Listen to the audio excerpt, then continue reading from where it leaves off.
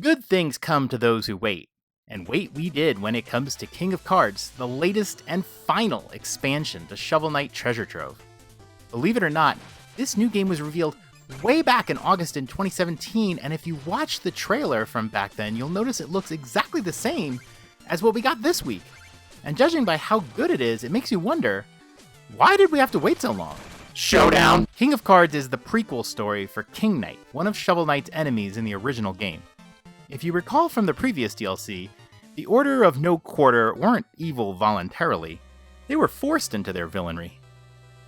In this story, King Knight is on his merry way to become a champion at a card game called Joustus, and, as one would expect, a lot of platforming action is required to accomplish this. King Knight's adventure takes place over several maps. All the stages you expect are there. Platform levels, gem levels, power-up levels, merchant unlock areas, and boss fights. It's all so familiar, but plays so differently. Most of the new levels are pretty short, with just one save globe to divide them up. More than ever, the name of the game is just jump mechanics. Figuring out which walls to bounce off of and how to control your spin jump is how you'll navigate to the end of each stage. Each game had its own collectibles, and here you'll find medals. Collecting them all is merely a completion goal, but you can trade in the ones you find for gold bonuses, so you should try to get what you can. The other big part of the game is Joustus. This is the card game that King Knight plays. He needs to beat 3 big opponents, and luckily none of these card games are required? It seems weird to have a game called King of Cards and not want to play the card game, but here we are. It's got some fun in it, I guess. I've played several games and I don't know. I'm just not really feeling it. Most of the time I'm just guessing.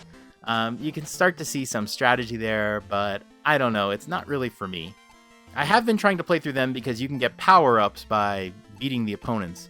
But like I said, it's not required, so play it if you want, but don't let it ruin King of Cards for you. If you don't want to play it, I'd just skip it.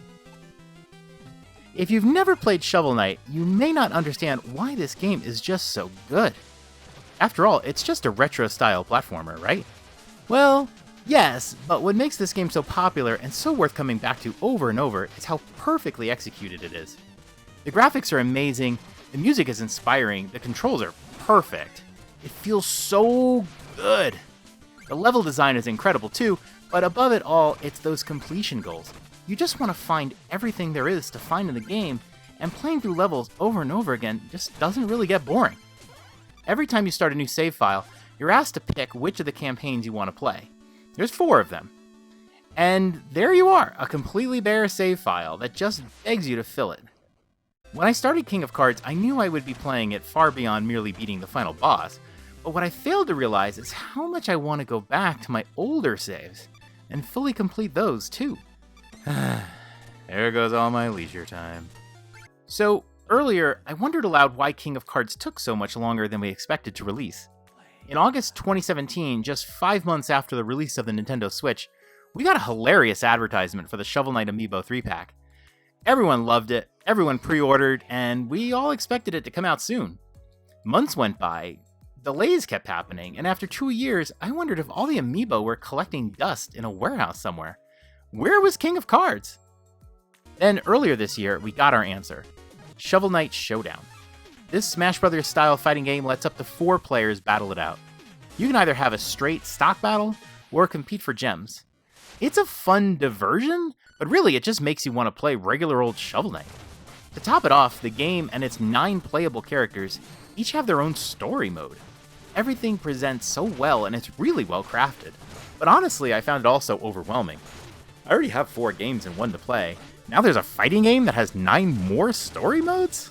It's a bit much, and it leaves me just a little bit too salty to want to keep playing. And it's disappointing to think that King of Cards was so needlessly delayed for such a long time just to wait for Showdown to be developed and released. It was a rare misstep for Yacht Club games for sure. Still, endless delays and a crazy release schedule aside, we got King of Cards, the biggest expansion yet in the series, Showdown, several new game mechanics added to the old games, 4 great new amiibo, and we got it all for free. Free! Well, except the amiibo. The new additions to Treasure Trove are a must download for every Shovel Knight fan. And a must complete. You did it again, Yacht Club. You did it again.